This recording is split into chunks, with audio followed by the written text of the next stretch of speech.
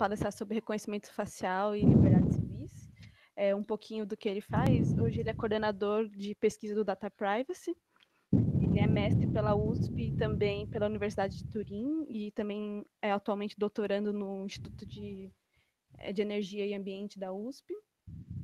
Já foi membro do IDEC, né, que foi como a gente conheceu ele, né, quando ele era membro do IDEC, e é isso. Ele tem bastante histórico com a construção da LGPD e do Marco Civil da Internet, então tem bastante bagagem, e ele está sempre comentando no chat do Tex, então talvez você já tenha visto ele por lá, e acho que é isso.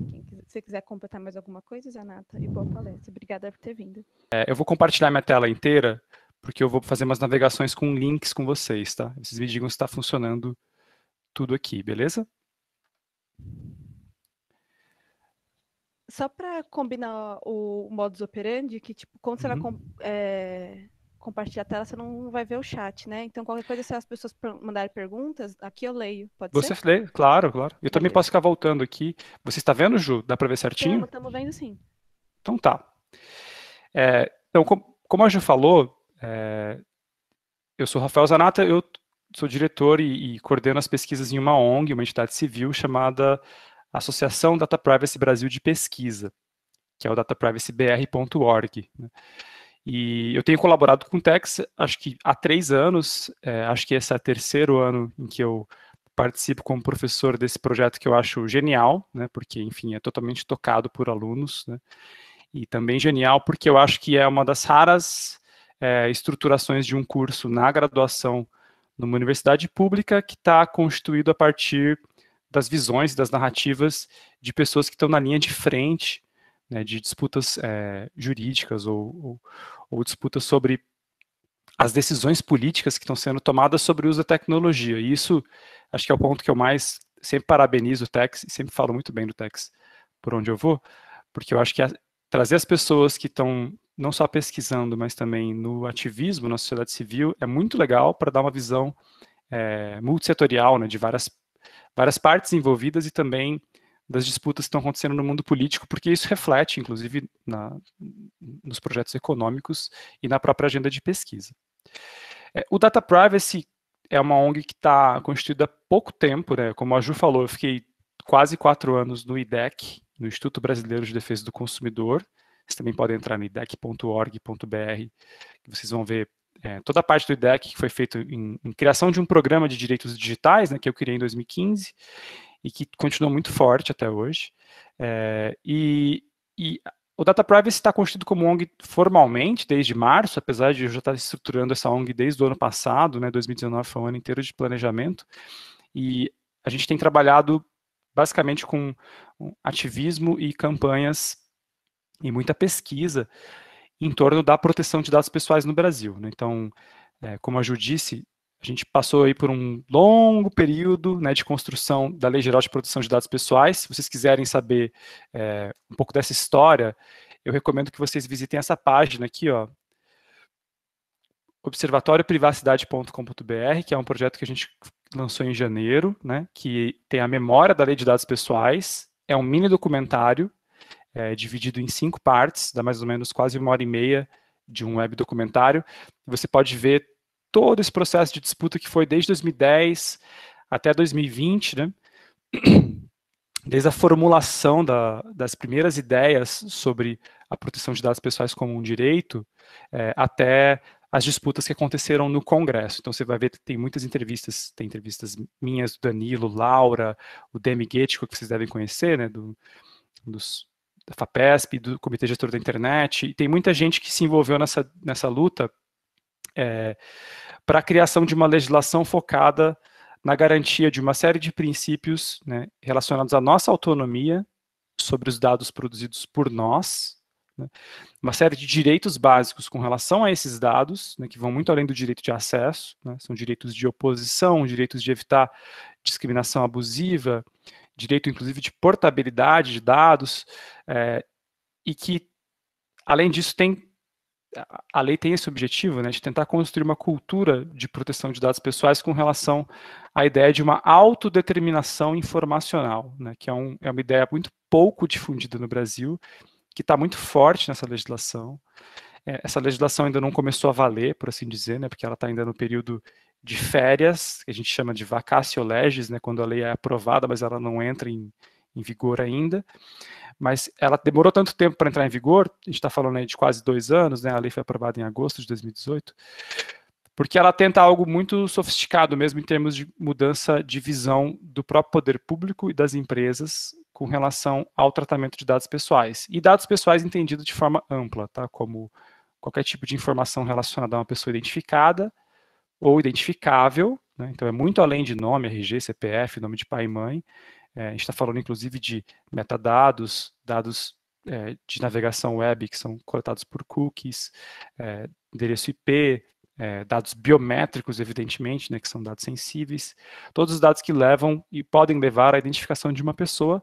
No momento em que você opta por tratar esses dados, e tratamento também é entendido como uma noção ampla, né, pode ser acesso, armazenamento, transmissão, utilização, a lei trabalha com mais de 20 conceitos do que significa tratamento, então ela é bastante abrangente no sentido de dizer, olha, se você está tratando dados pessoais, você precisa cumprir alguns requisitos legais, como, por exemplo, demonstrar que você segue esses princípios básicos de transparência, legitimidade, boa-fé, segurança da informação, e que você tem bases legais para tratar esses dados, ou seja, você tem que demonstrar de antemão que você pode tratar esses dados pessoais por meio de alguns requisitos. Pode ser o consentimento, pode ser uma política pública que você está executando, pode ser um tratamento em razão de uma questão de vida. E aí a lei entra em questões muito polêmicas, e até esse documentário é muito legal de vocês assistirem, especialmente aqui no capítulo 4, né, quando a gente vai falar de legítimo interesse. Porque legítimo interesse é uma ideia super ampla, né, que está na legislação, que diz que o controlador, né, a empresa que está realizando o tratamento desses dados, pode realizar quando for para o benefício daquele que produz o dado, do titular do dado. E ele não precisaria do consentimento, porque ele estaria gerando alguma inovação significativa, algum valor social para a própria comunidade, mas também para o próprio indivíduo que teria algum benefício concreto, né, e isso poderia legitimar várias oportunidades de tratamento de dados pessoais. Essa lei, que é super complexa, a gente montou a ONG porque a gente entende que tem um desafio gigantesco, né, de fazer a legislação vingar, entre aspas, né, ou seja, que ela não fique só letra morta na legislação, e que a gente tenha uma conscientização constante de empresas e dos agentes decisórios. Então a gente montou a ONG com alguns princípios, né? Então, defesa irrestrita de direitos fundamentais e direitos humanos, colaboração, todos os projetos a gente discute com empresas, ativistas, membros do governo, a gente busca esse diálogo multissetorial. Diversificação de mídias, então a gente produz podcasts, vídeos, a gente pensa muito a pesquisa por um viés de pegar o resultado e não deixar só num relatório textual, né? A abertura dos dados, então as pesquisas estão sendo constituídas com a perspectiva da transparência e dados abertos, a própria base de dados que a gente usa para montar as pesquisas. Relevância e enraizamento no sentido de fazer pesquisas que sejam conectadas com dilemas locais, né, brasileiros, e não só o que está na moda lá fora. E pesquisa jurídica interdisciplinar, porque somos uma ONG também formada majoritariamente, né, por pessoas da área do direito. Eu tenho formação também em direito e economia e sociologia jurídica, mas são pessoas que não querem pensar só na caixinha do direito, mas a gente está produzindo um tipo de pesquisa que dialoga muito com o campo jurídico, porque a gente está preocupado em arranjos institucionais e parâmetros de decisão, né? Decisão tanto por cortes, podem ser juízes, tribunais decidindo, como por autoridades administrativas. Porque essa legislação propõe, por exemplo, que exista uma autoridade nacional de proteção de dados pessoais. Funcionaria como uma Anatel, ou uma ANS, uma Agência Nacional de Saúde, né, seria um corpo técnico com expertise, tanto nessa parte jurídica quanto em ciência da computação, para poder produzir recomendações e orientações sobre como cumprir a lei de dados pessoais e, eventualmente, punir aqueles que descumprirem a legislação. E a gente tem, desculpa, o Slack pipocou aqui, a gente tem várias linhas de pesquisa sobre tutela coletiva, sobre avaliação de impacto, está aqui a equipe, e, enfim, a gente tem um projeto novo, que eu estou muito empolgado que a gente está trabalhando nele, que é um projeto sobre segurança pública, né? A gente está com essa linha de pesquisa sobre poder público, segurança e dados.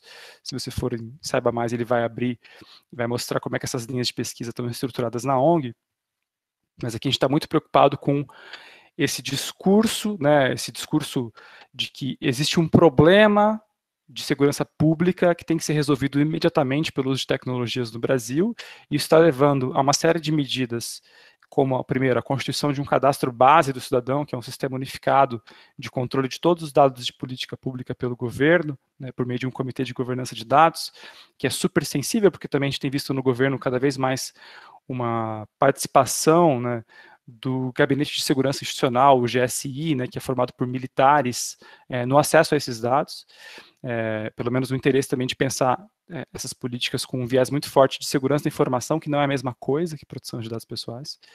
E a gente está preocupado, mais do que isso, com essa onda de licitações, contratações, né, editais públicos acontecendo tanto em cidades quanto em estados, para a utilização de tecnologias que pretensamente combateriam a segurança, um problema de segurança pública, em especial o reconhecimento facial. E a lei de dados pessoais ela é problemática porque ela coloca uma exceção, né, em que ela vai dizer que a lei de dados pessoais não se aplica para atividades exclusivas de segurança pública, porém, os públicos devem seguir devido ao processo legal e os princípios da legislação. Isso tem sido usado, vocês podem até verificar, isso vai estar aqui na lei 13.709, né, vocês podem abrir no site do Planalto, que é a lei de dados pessoais, vocês podem navegar e dar uma boa lida nessa legislação, mas ela vai colocar no artigo 4º, justamente aqui, ó, essa lei não se aplica, né, ao tratamento de dados pessoais realizado para o fim de segurança pública, defesa nacional ou segurança do Estado, né? E aí vem um parágrafo primeiro, que eu acho que é o grande campo de batalha que a gente tem disputado no Brasil, que é o tratamento de dados pessoais nesse inciso, ou seja, os dados tratados para fins de segurança pública vão precisar de uma legislação específica, né, que deve prever medidas proporcionais e estritamente necessárias ao atendimento do interesse público. A gente entende que essa observação do devido processo legal e dos princípios gerais já está valendo, né, que o agente público não pode se esquivar disso, mas tem uma agenda constituída, né, de uma Comissão Nacional de Juristas que está elaborando um trabalho sobre isso, ou seja, está pensando um projeto de lei específico sobre segurança pública e proteção de dados pessoais. Então, você pode ver aqui na nossa descrição, né, da linha de pesquisa, que em 2020 está previsto, né, lógico que a Covid impactou um pouco isso, mas está previsto sim um trabalho especial de uma comissão para fazer um balanceamento entre o uso dessas tecnologias para fins de segurança pública com os princípios e a ideia, a força motriz da lei de dados pessoais. Tem muitos juristas que nós achamos que são pessoas interessantes participando dessa comissão, pessoas com uma visão que não é só estritamente punitivista e que não são pessoas afobadas, né, para o uso dessas tecnologias. Uma dessas pessoas que está nessa comissão é a Jaqueline Abreu, que eu não sei, Ju, se ela deu aula no TEX ou se vocês chegaram a convidá-la, mas que é uma pessoa que eu já trabalhei há 5 anos atrás lá no Internet Lab com ela, uma outra ONG, e curiosamente, hoje a gente lançou esse episódio da Docracia, o nosso podcast, tá, o 15º episódio, né, um episódio sobre reconhecimento facial. A gente entrevista um antropólogo, que é o Pedro Augusto Francisco, do Instituto Igarapé, e a Jaqueline Abreu, que é essa jurista que faz parte dessa comissão, e a gente explora aqui nesse episódio de 1 hora toda a problemática do reconhecimento facial de uma perspectiva de um sistema muito opressor para as liberdades civis e problemas também de vieses, né, documentados já pela literatura científica, né, e sobre impacto exacerbado às comunidades negras e outras minorias, e como é que a comissão de jurista vai tentar pensar uma solução para isso. E lógico que eles estão no começo, eles não têm nenhuma resposta, mas é interessante ouvir e saber que existe esse movimento, e saber também que o próprio TEX pode participar dessa discussão, ou seja, vocês podem e devem, né, montar os grupos de pesquisa entre alunos, né, para estudar projetos que estão em andamento, inclusive dentro da USP, né? Vale lembrar que a USP, a Politécnica, tem um piloto já de reconhecimento facial e de detecção de objetos rodando já há pelo menos 3 anos, que eu saiba, né? E que é importante vocês participarem da discussão e trazer, inclusive, a problematização, né, para além do discurso da eficiência na identificação de mochilas ou armas, ou o rosto de quem não é aluno, que é muito essa narrativa de por que é importante fazer isso, né? Uma eficiência do tipo, não queremos mais fazer um controle de segurança na porta da Poli ou do IME, olhando se as pessoas que passam ali são alunos mesmo, porque a gente tem um ganho de eficiência colocando um sistema automatizado de reconhecimento facial que cruzaria uma base de dados dos alunos do IME e da Poli e automaticamente reconheceria um estranho, né? Uma parte daquela comunidade de estudantes, e isso geraria ali algum tipo de alerta, um tag, um mecanismo de identificação daquela pessoa. E projetos também que estão sendo implementados para chamada automatizada por reconhecimento facial, né, que inclusive tem gerado uma série de contestações por autoridades de proteção de dados pessoais em outras partes do mundo sobre isso. Se vocês quiserem entrar um pouco nesse detalhe do tipo, eu queria saber, Zanata, como é que autoridades de outros países estão se posicionando sobre reconhecimento facial. Eu ouvi dizer que na Suécia eles proibiram o uso de reconhecimento facial nas escolas. É verdade, a gente tem tudo isso mapeado. Se vocês entrarem aqui no site do Observatório, a gente tem um boletim quinzenal que a gente publica a cada 15 dias. Esse boletim mapeia todas as decisões importantes de autoridades de dados pessoais nas autoridades e nas universidades, no legislativo e no judiciário. Você pode se inscrever aqui, né, onde está no campo de inscrição. E a gente tem aqui todos os boletins explicando, em inglês e português, está bilíngue, as decisões mais importantes. A gente tem visto, nesse ano de 2020, em especial, uma efervescência da discussão sobre reconhecimento facial e várias decisões importantes, inclusive de autoridades de dados, tentando limitar a ampla utilização dessas tecnologias nos seus países.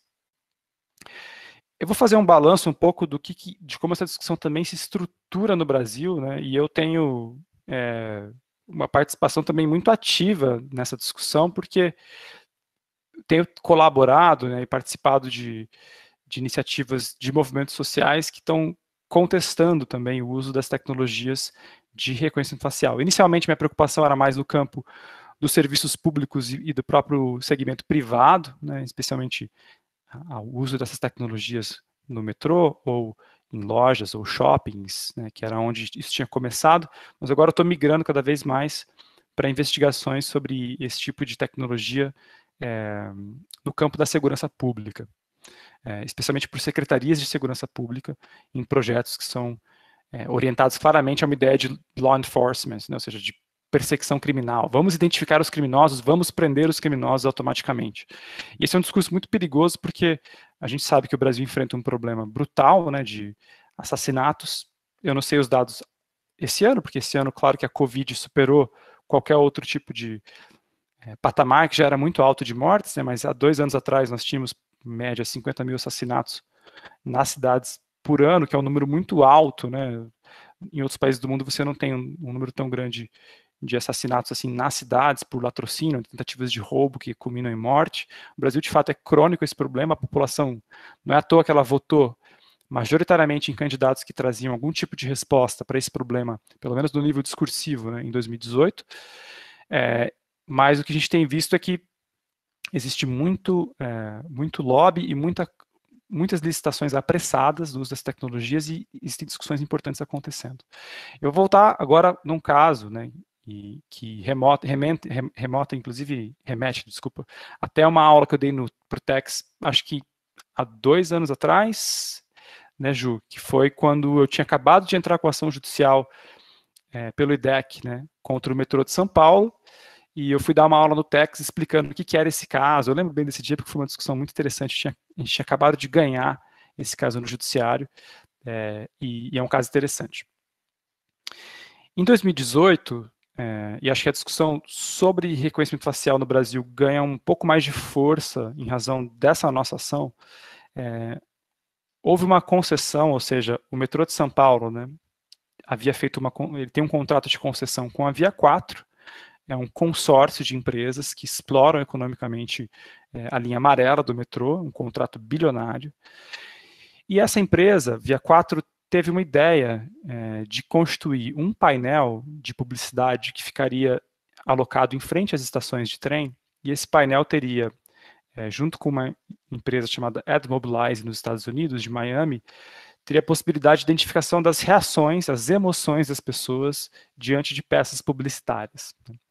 Eu fiquei sabendo desse caso em março, né, em razão de investigações do caderno City Lab, do The Atlantic, inclusive foi um jornalista chileno que me chamou a atenção sobre a iniciativa da Via 4, e a gente começou a estudar e montou um grupo de trabalho entre o IDEC, professores da Faculdade de Direito da USP, coordenados pelo Rafael Maffei, e o grupo lá de estudantes dele, e a Lavitz, né, que vale a pena vocês conhecerem também, lavitz.org, que é a rede latino-americana de estudos de vigilância, né, criada pela professora Fernanda Bruno, da Federal do Rio de Janeiro. E nós montamos um grupo de trabalho entre o IDEC, o PET da USP e a Lavitz, e começamos a investigar tudo o que estava acontecendo por trás das chamadas portas interativas digitais, né.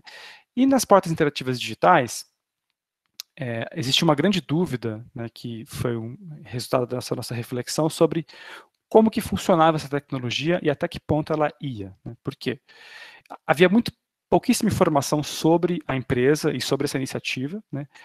O metrô basicamente não tinha informado isso publicamente, não existia nenhuma informação dentro da linha amarela ou no site, inclusive eles tinham tirado informações do site, a gente argumentou isso na ação judicial.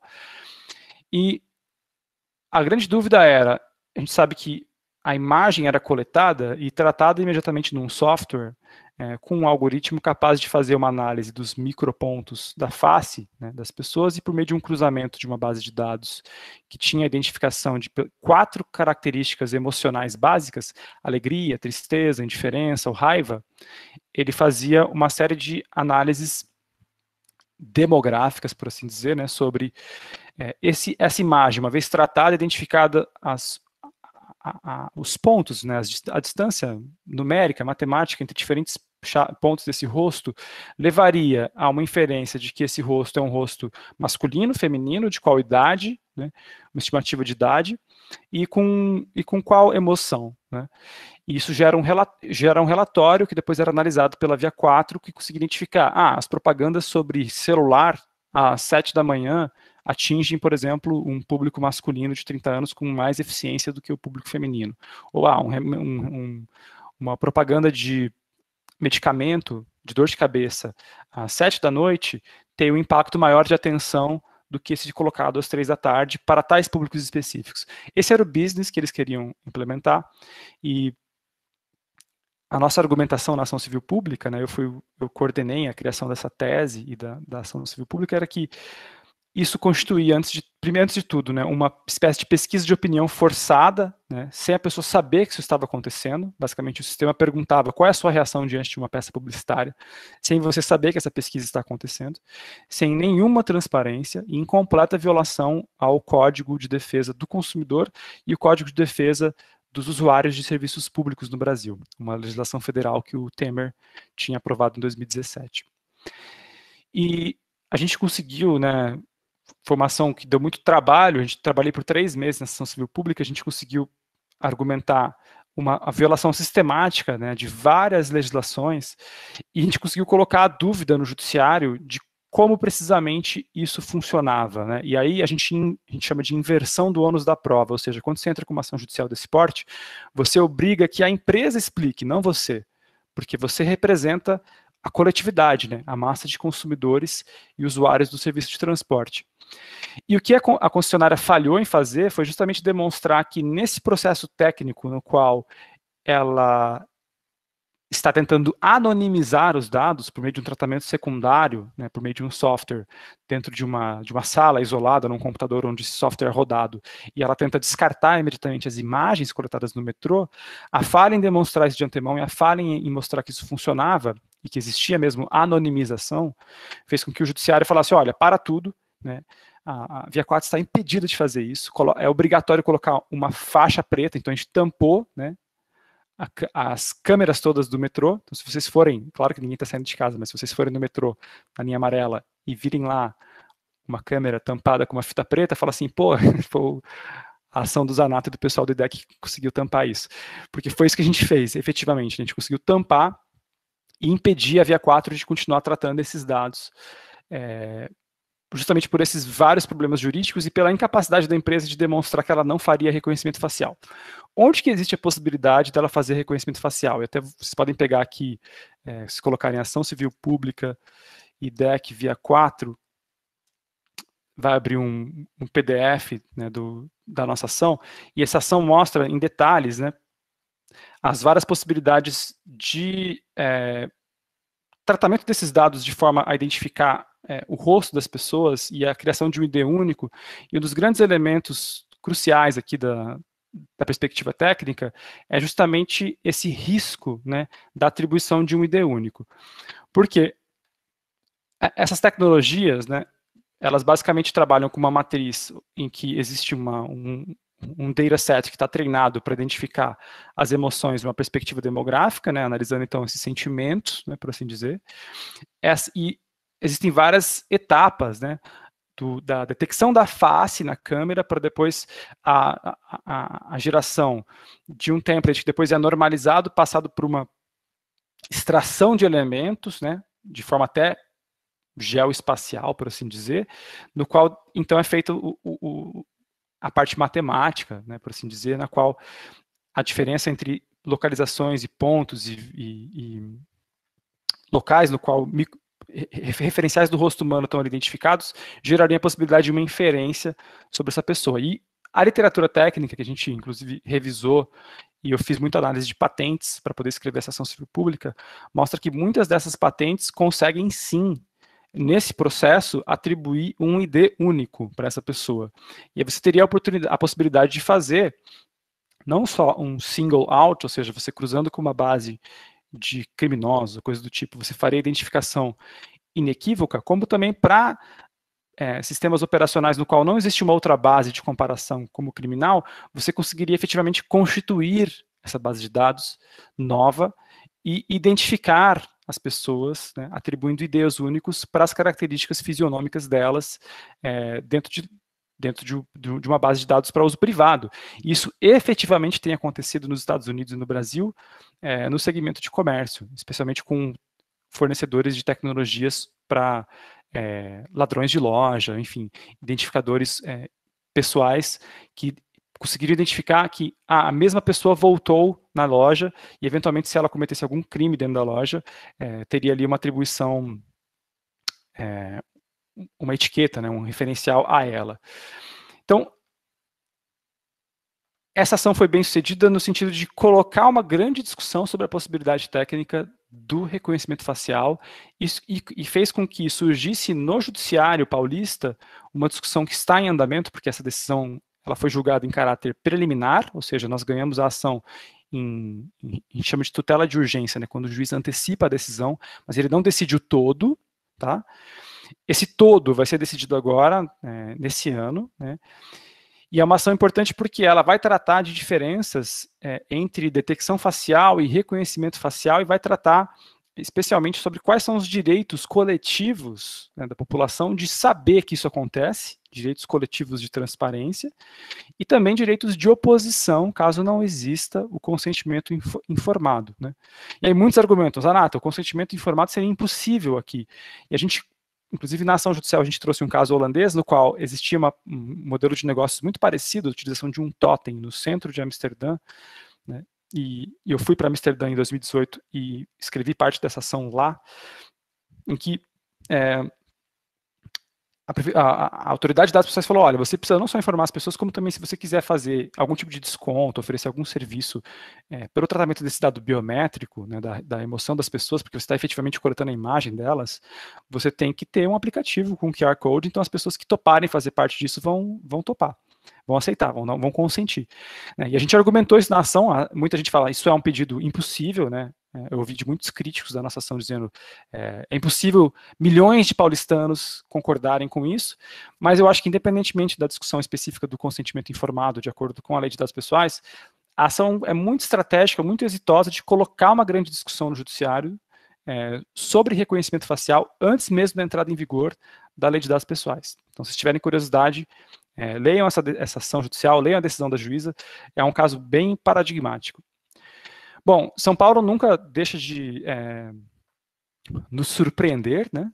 E a gente viu logo no ano seguinte, né, uma iniciativa em julho do metrô de São Paulo lançando uma renovação do seu sistema de vigilância com reconhecimento facial, um anúncio de uma contratação aí na faixa de 70 milhões de reais, né?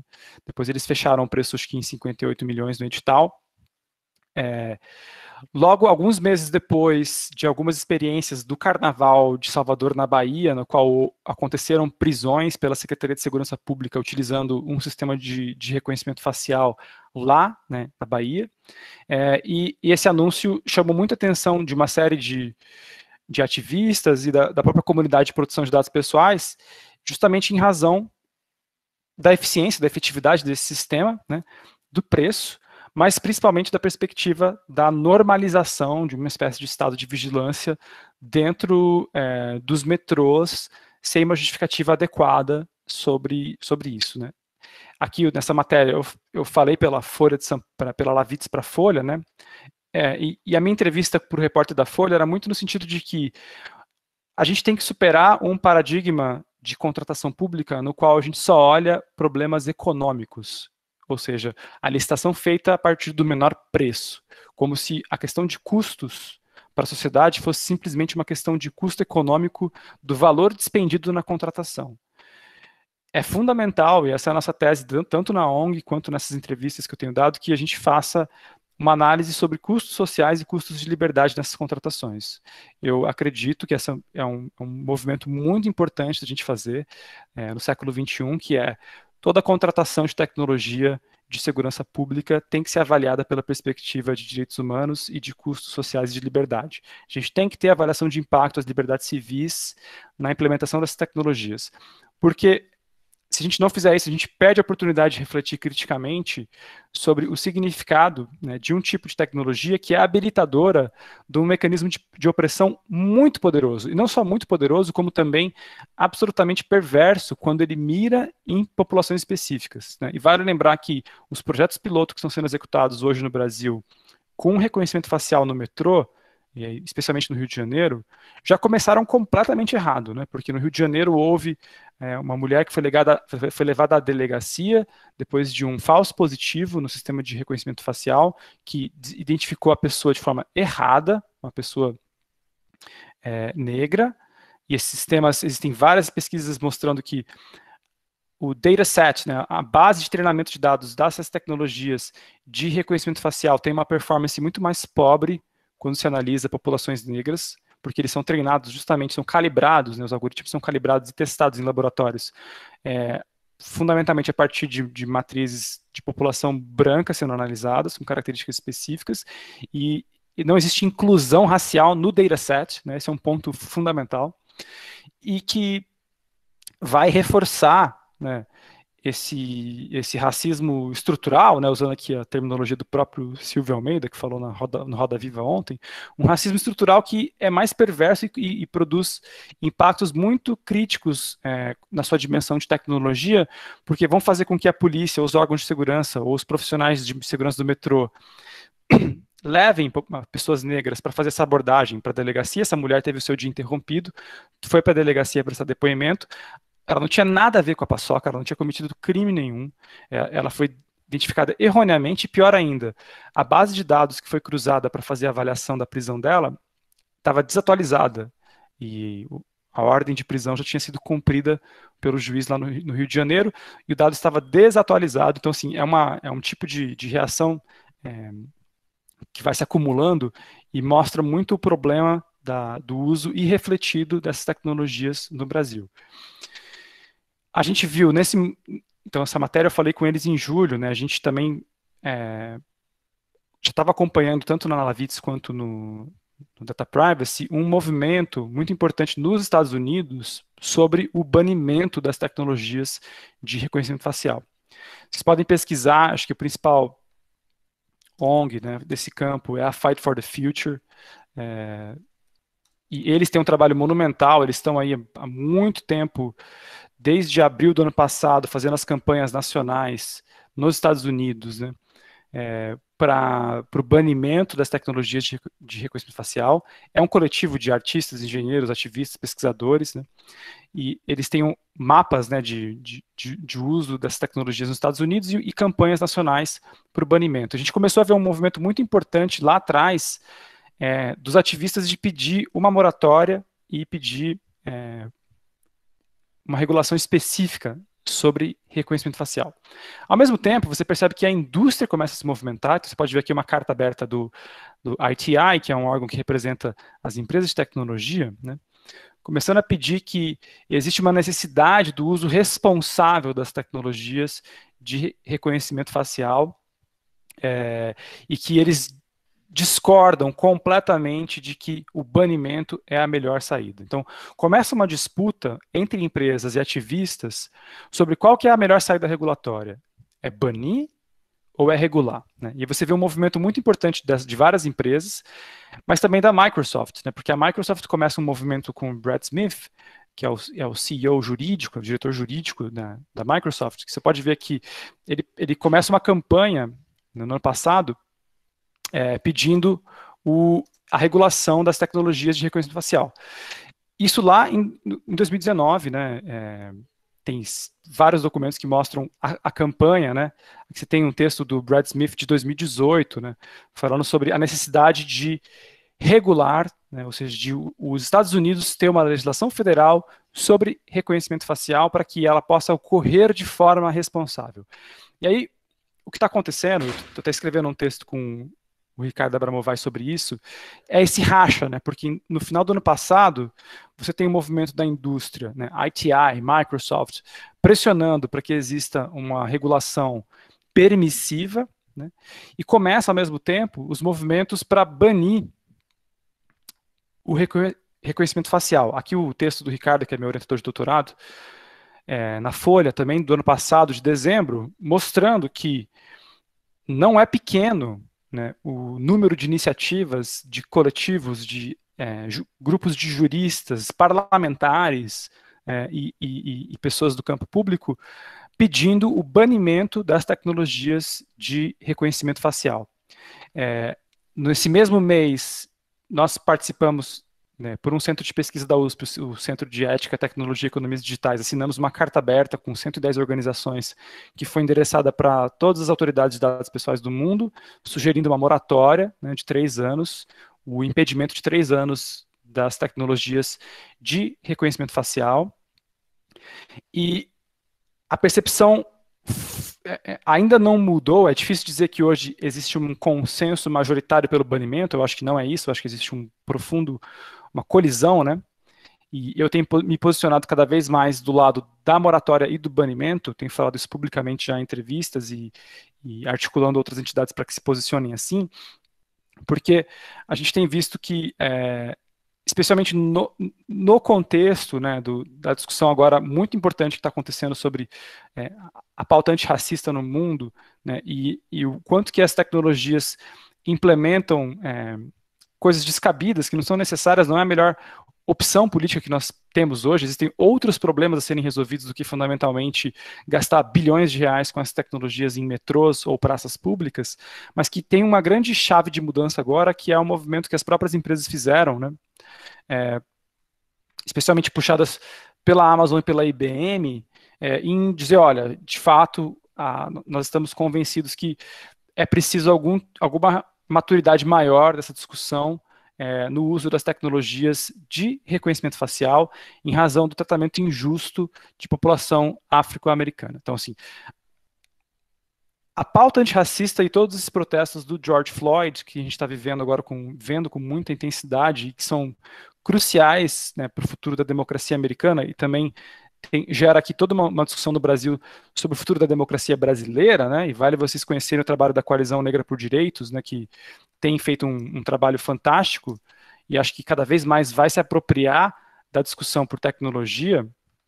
É uma coalizão formada aí por 117 organizações do movimento negro e que está puxando várias discussões importantes sobre as condições, né, do racismo estrutural no Brasil.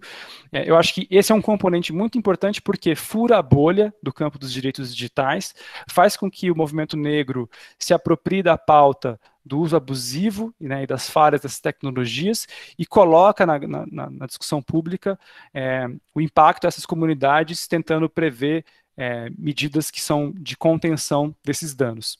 E a gente tem visto que, apesar da força desse movimento lá fora, no Brasil ainda não decolou, né, essa narrativa do banimento, né.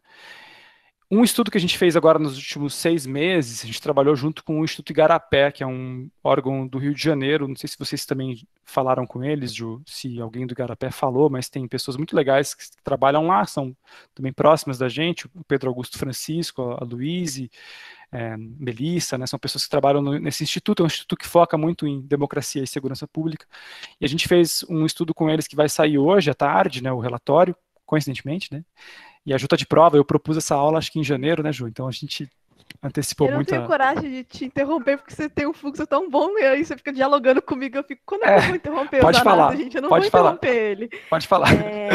Sim, ele tinha proposto no começo do semestre fazer esse tema, e aí, com a pandemia, o tema tinha esfriado um pouquinho, né? E aí calha de aparecer de novo por causa do Black Lives Matter pressionando as grandes empresas, né?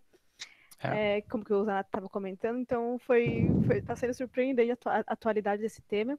E o Igarapé, eu conhecia mais o Tex, não teve contato. Quem a gente convidou para a palestra da semana que vem, que vai ser de policiamento preditivo, é uma pesquisadora do NEV, né, o Núcleo de Estudos de Violência da USP. Uhum, E ela perfeito. traz, quer dizer, da última vez que ela palestrou sobre esse assunto, então acho que eu posso esperar que ela deva comentar novamente, que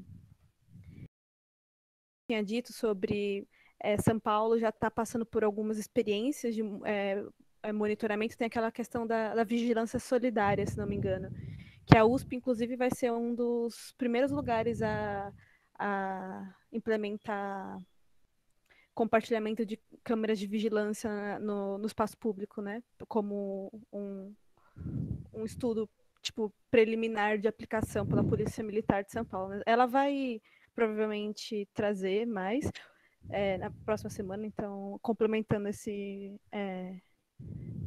abertura que o Zanata tá, essa bola que o Zanata tá abrindo aqui, né?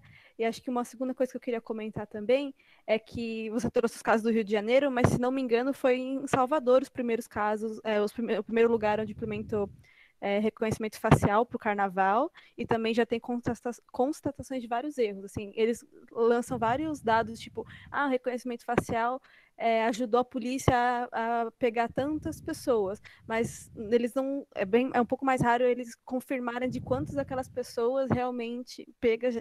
Eles conseguiram comprovar que era aquela pessoa que tinha cometido determinado delito que o reconhecimento facial estava apontando, né?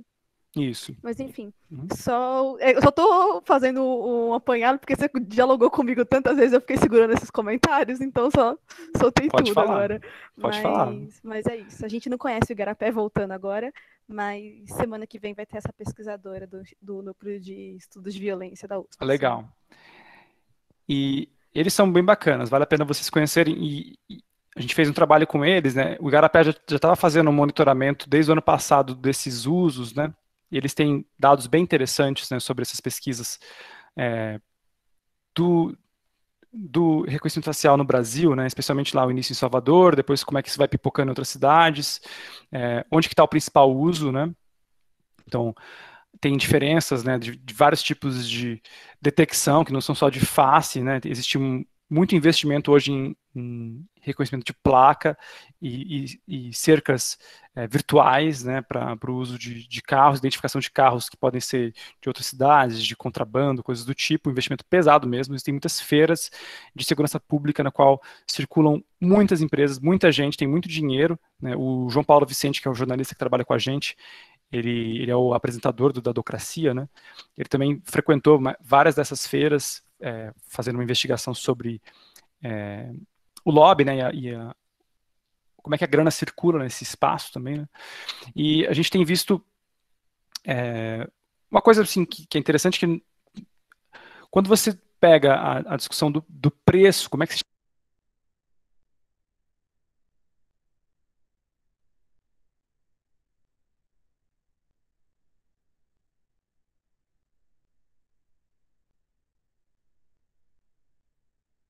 recursos para isso, né? Você pega o número de prisões, são poucas, né? E eles fazem uma grande micareta tecnológica, né? Ou seja, quando o Salvador prendeu aquela primeira pessoa que estava vestida de mulher na festa, eles fizeram um press release e soltaram isso para o Brasil Caraca, inteiro. É, caraca. muita gente republicou aquilo e comemorou como se fosse a grande alternativa, a grande solução para o Brasil, né? Nossa, que maravilha, olha só, prender o cara que estava vestido de mulher na festa. Mas uma coisa que é importante a gente avaliar é: existe demonstração empírica que o uso das tecnologias de fato aprimora o trabalho das polícias? O fato de alocar 60 milhões para essas câmeras não desloca o orçamento que seria utilizado para pagamentos de salários ou para as estruturas básicas de policiamento em outras áreas? De onde está vindo esse dinheiro? E além disso, qual é o impacto disso para os cofres públicos e quem que está ganhando de fato com a implementação das tecnologias? Então, a gente tem começado uma investigação importante que eu acho que é sobre como é que se chega ao preço, né, dessas tecnologias, como é que se precifica e como é que se dão as movimentações entre tráfico de influência mesmo, né, entre governadores e secretários de segurança pública para tomar a decisão de contratação. A gente está no começo dessa pesquisa, mas a gente vai soltar o relatório hoje que a gente faz um benchmarking também de como é que está as iniciativas de legislação aqui no Brasil. Isso vai sair também pelo Data Privacy, tá? Então vocês podem olhar hoje à tarde, tanto no site do Igarapé quanto no Data Privacy, vai sair esse relatório. A gente fala um pouco desse relatório aqui nesse episódio, que foi publicado hoje de manhã, do qual a gente entrevista o próprio Pedro Augusto Francisco do Igarapé, que é um dos elaboradores desse estudo. E um ponto importante de conversar também é que existe uma pressão grande, né, de alguns partidos de criar uma lei federal de reconhecimento facial no Brasil para justamente legalizar esse mercado. Então, hoje, o principal projeto de lei que corre no Congresso sobre reconhecimento facial não é um projeto que vai estipular, por exemplo, salvaguardas democráticas ou liberdades civis fundamentais. Por exemplo, nos Estados Unidos estão discutindo o Police Act 2020, que é um projeto de lei criado após os protestos do George Floyd, que prevê, por exemplo, que para usar o reconhecimento facial nos Estados Unidos tem que ter um mandato judicial. Você não pode simplesmente utilizar livremente, né? E no Brasil, o projeto do Bibo Nunes, que é esse deputado do PSL, do Rio Grande do Sul, né, que eu pessoalmente eu acho ele um cara muito louco, assim, um cara completamente embaralhado, não fala nada com nada, e que o que ele está prevendo é que ele define o que seria vigilância massiva, que ele define como uma utilização irrestrita, sem delimitação geográfica ou temporal dessas tecnologias de vigilância, que basicamente não se aplica a nada, porque efetivamente algum tipo de recorte geográfico ou de tempo você vai ter nesses usos pela polícia, e ele fala, bom, tudo isso que não é vigilância massiva, na minha cabeça não significa nada, tudo isso vai estar legalizado e vai poder ser feito a partir de um ato administrativo que é tipo uma tomada de decisão do secretário de Segurança Pública. Então, dá mais poderes para a Secretaria de Segurança Pública, que a gente tem inclusive essa herança militar no Brasil, né, de pensar a segurança pública não como uma perspectiva democrática dos cidadãos, né. Raramente a gente fala de ter os nossos representantes de bairro ou de vereadores ou pessoas próximas participando da discussão de segurança pública, né? Geralmente a gente pensa, não, isso é uma questão de polícia, né? Isso é uma questão militar, né? Então, a gente tem muito essa narrativa da militarização da segurança pública, que é uma herança nossa, né? E é um problema também para se pensar a pauta de regulação, mas a gente vê essas tentativas de regular com o viés de criar as possibilidades para que isso possa ser usado, né? E eu tenho feito algumas investigações por conta própria, até vou colocar aqui no Twitter, eu levantei uns dados e coloquei publicamente no Twitter sobre a contratação em uma cidade específica, que é Maringá, no Paraná, que por sinal é a minha cidade natal, né? E é interessante porque... Oi, pode A falar. Mariana jogou um PL aqui no chat perguntando se é o que você está se referindo, um link. O último... Vamos ver. É do Bibo Nunes. Isso. 4612/2019, perfeito. É esse mesmo, tá bom? Beleza? Podem olhar que esse PL, a gente faz uma análise em profundidade dele no relatório de pesquisa. E aí vocês podem ver uma coisa interessante aqui, ó, Maringá, por exemplo, né, abriu um termo de parceria no qual 3 empresas já foram beneficiadas, né, Intelbras, Alca Network e Barros Tecnologia. Eles vão fazer um piloto de reconhecimento facial na cidade, né, nas praças públicas, nos espaços públicos. E aí, olha que interessante quando você vai olhar no detalhe a contratação pública, tá? Então, vamos lá no edital. Eles falam que o objeto do edital é melhoria dos aspectos relacionados à segurança, tecnologia e qualidade de vida. Então, o edital não fala que as tecnologias serão de reconhecimento facial. Então, o primeiro ponto problemático é esse. É muito amplo, engana o cidadão. Segundo ponto crítico, né? A prefeitura fala que vai ter um comitê de acompanhamento que vai analisar por 30 dias, mas não estipula quem que vai participar, qual a possibilidade de ativistas, professores participarem, e a parte mais absurda, diz que o detalhamento do plano, inclusive com como é que vai funcionar o piloto, quais são os riscos, vai ser publicado na internet 6 meses depois de encerrado o piloto. Aí se pergunta, como é que as pessoas vão participar e vão discutir os riscos depois, né? É completamente absurdo. Terceiro ponto, eles falam que a empresa que fazer parte desse termo de credenciamento, para o termo de parceria, vai se responsabilizar por manter os equipamentos, disponibilizar um canal direto e vai manter sigilo e confidencialidade conforme a lei de dados pessoais. E aí eu vou encerrar nesse ponto. Esse é um erro tremendo. A lei de dados pessoais não é uma lei sobre sigilo, tá? A lei de dados pessoais não é uma lei sobre privacidade como se fosse assim, o sigilo das informações, a não divulgação das informações. A lei de dados pessoais não é sobre isso, pessoal. A lei de dados pessoais é sobre liberdade, é sobre transparência, é sobre autonomia, é sobre saber as razões, é sobre ser informado, é sobre conter práticas abusivas, é sobre exigir avaliação de impacto publicamente discutida. É para isso que serve essa lei. Então a gente tem visto também uma utilização da lei de dados pessoais nesses próprios editais, na própria narrativa pública, completamente distorcida. Tá? E a gente precisa corrigir isso imediatamente, né? Porque eles estão passando pano, né? Estão ganhando a discussão pública, dizendo, não, tudo certo, a gente está cumprindo a lei de dados pessoais, os dados estão bem guardados, sigilosos, e isso é uma distorção completa das funções e das razões da própria lei de dados pessoais. Então, enfim, a gente está num momento muito efervescente, e eu acho que a agenda para o próximo semestre é a gente incrementar esses diálogos, e faço aqui o meu pedido para que vocês no TEX participem dessa discussão, façam pesquisas sobre os pilotos na USP, participem da Comissão Nacional de Juristas, mandando recomendações de vocês, enfim, se organizem e produzam os estudos técnicos, porque a gente tem que ter mais produção de conhecimento e mais ativismo nessa área. E aí, quiserem perguntar, eu encerro por aqui a minha apresentação.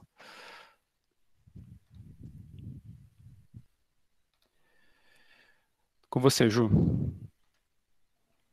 Vou deixar só aberto para quem quiser perguntar alguma coisa aí agora.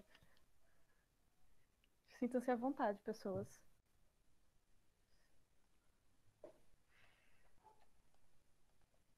Vamos ver. Pergunta, vocês estão pesquisando isso no nível técnico? A gente não consegue ter esse nível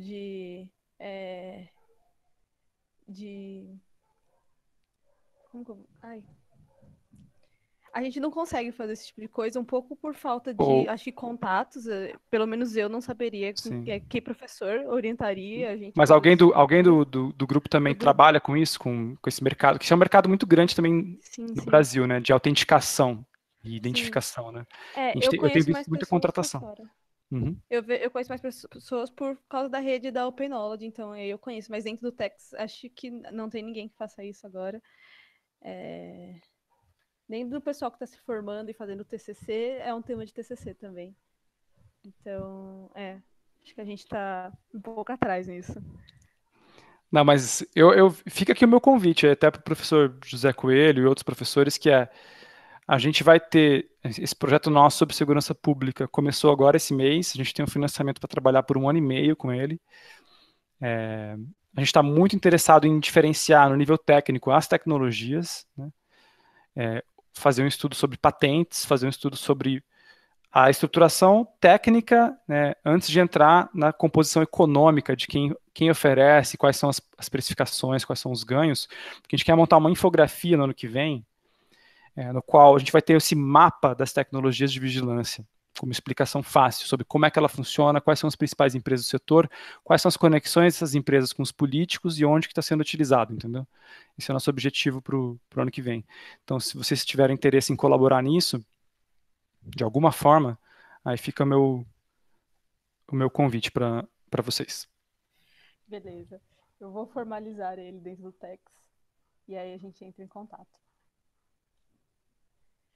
A Mariana comentou aqui, ó, que trabalha com direito digital e o grupo no escritório tem algumas discussões sobre reconhecimento facial. Legal, Mariana. É um assunto bem importante. E o trabalho da comissão também vai ser importante, né? Porque, enfim, vai ter uma legislação específica, né? E é interessante também porque foi uma jogada do Rodrigo Maia, né, de tentar conter um pouco a utilização irrestrita, né? Como eu disse para vocês, a lei de dados pessoais tem esse ponto falho no artigo 4º, né? Ela vai lá e vai dizer que não se aplica a legislação, esses direitos novos que eu expliquei, não seriam aplicáveis para fins de segurança, fins exclusivos de segurança pública, e deveria existir uma outra legislação específica. Então a gente está numa grande queda de braço para poder fazer com que exista uma lei, uma espécie de lei de garantias fundamentais em segurança pública, ou algo do tipo, que pudesse dar os parâmetros de contratação.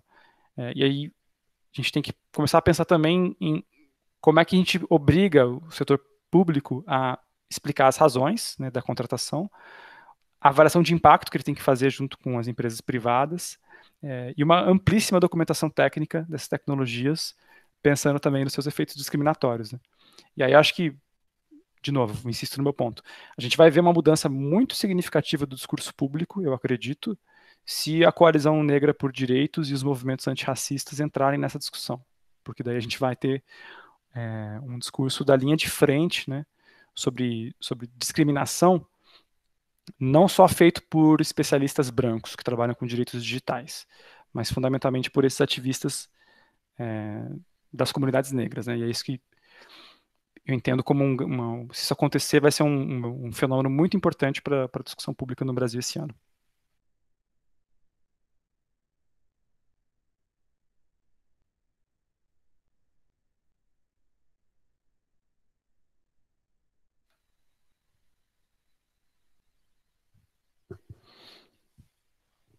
Eu tenho uma provocação, talvez. Quando a IBM primeiro, né, e depois a Amazon se pronunciaram em relação à suspensão das pesquisas, saiu uma matéria na Nature ontem falando que 1.400 matemáticos, não lembro se nos Estados Unidos ou na Inglaterra, mas enfim, se posicionaram. Eu coloquei no grupo do Tex público, fizeram uma carta, né, pedindo solidariedade aos demais pesquisadores para não fazerem parte dessas pesquisas de reconhecimento facial por fora dessas decisões que as empresas já estavam tomando de não se envolverem por conta da admissão que são tecnologias falhas, que depende de mais estudos, de correções e coisas assim, né?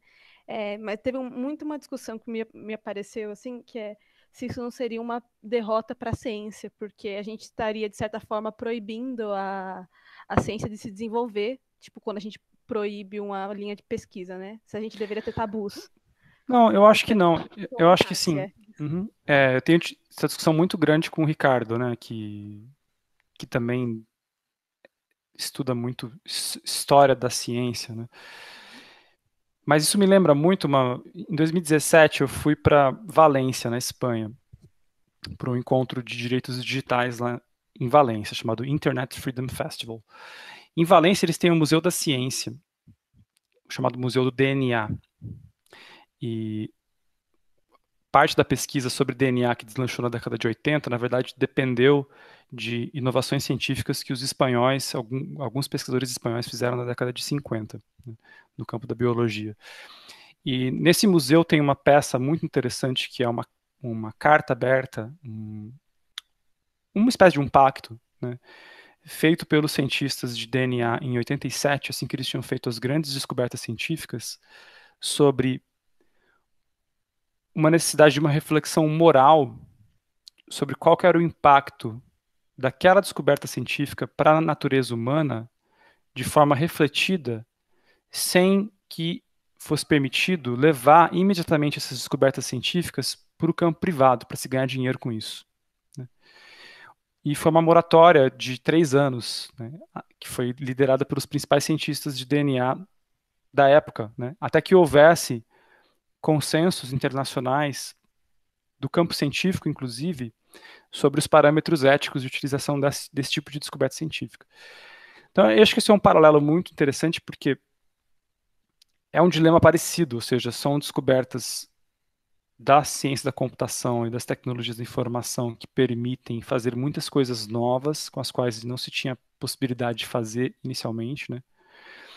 E que tem hoje uma discussão sobre quais são os limites até para os próprios modelos de negócio baseados nessas tecnologias e um pacto de não utilização até para se evitar um dano moral, um moral hazard, né? Ou seja, uma corrida para o fundo do poço. Que, por exemplo, a Clearview, que você conhece essa empresa, mas se vocês não conhecem, vocês deveriam muito conhecer e ver o vídeo do John Oliver sobre ela, ou seja, as matérias que saíram no New York Times no ano passado.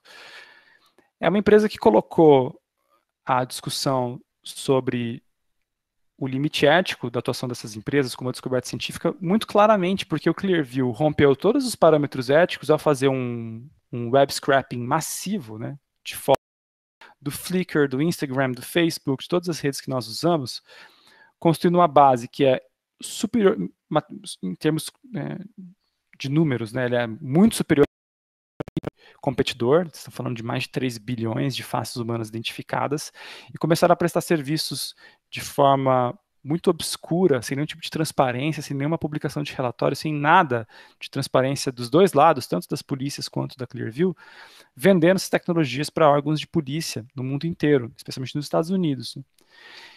E que tem sido um grande backlash moral, né, a história da Clearview, muito importante, porque tem também impulsionado, né, epitomiza um pouco essa narrativa do tipo, olha,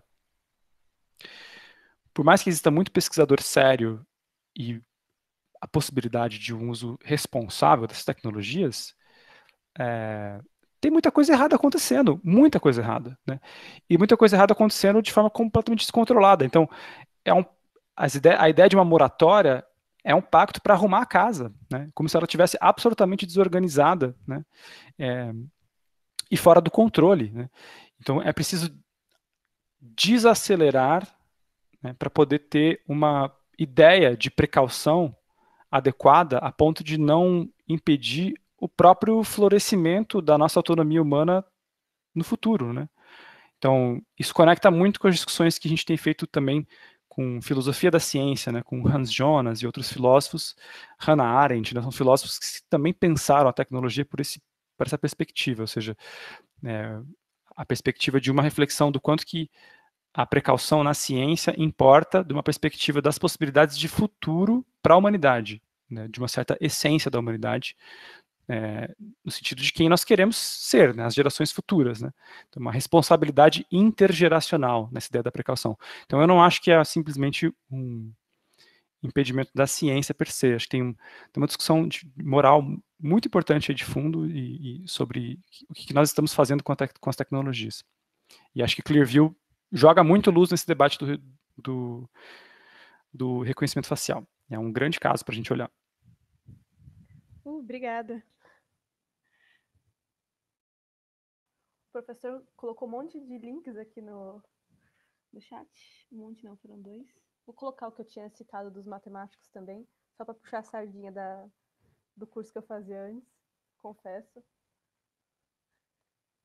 E o John Oliver é hilário, né? Eu gosto muito dessa ideia de tradução que ele faz, né? Você pega um assunto, e ele tem uma equipe de pesquisa muito boa, né? De redatores. Ele traz muitas referências e coloca numa linguagem bastante provocativa, assim, nesse sentido, né? E acho que a gente precisa um pouco disso também, né? A gente tem tanta informação que às vezes nos falta a capacidade de parar, organizar e explicar isso numa linguagem clara para as pessoas, porque o bonde vai passando e a impressão que eu tenho é que a população não toma conhecimento. E por isso que eu acho que é importante, às vezes, uma ação judicial como a que a gente fez no IDEC em 2018, né, que a gente chama de litígio estratégico. Né? O litígio estratégico serve para chamar a atenção da população por meio da ação judicial.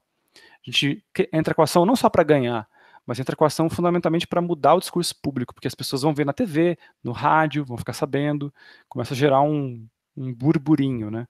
E esse burburinho acho que é um ponto importante para a nossa esfera pública. Acho que é isso, Ju.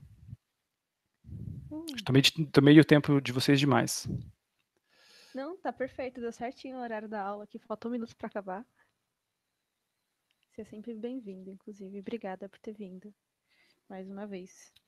Aproveitando, eu tô sabendo que você vai fazer uma outra live hoje na OAB, não é? É, isso. Então fica o convite pro pessoal. Eu vou colocar o link também hoje no na OAB de São Quando Paulo. sair o relatório, você manda para eles, tá? O relatório Manda. A de gente pesquisa. costuma subir no Moodle Tá bom. as referências que o pessoal deixa. Eu acho que você vê, eu encaminho os boletins do Data Privacy quando eu vejo também lá no Telegram do Tex. Legal. Prazer, viu? Prazer pro senhor José Coelho. Eu lembrei do José Coelho, acho que ano passado, Isso. na aula de Marco Civil e Direitos Digitais, né? Sim. Tava lá, é verdade. Isso aí, gente. Bom, acho que é isso. Vou fechar a aula então, porque a gente deu nosso horário. Mais uma vez, obrigada, Zanata. Obrigada, pessoal que veio. Prazer. É isso aí. Valeu, gente. Um abraço.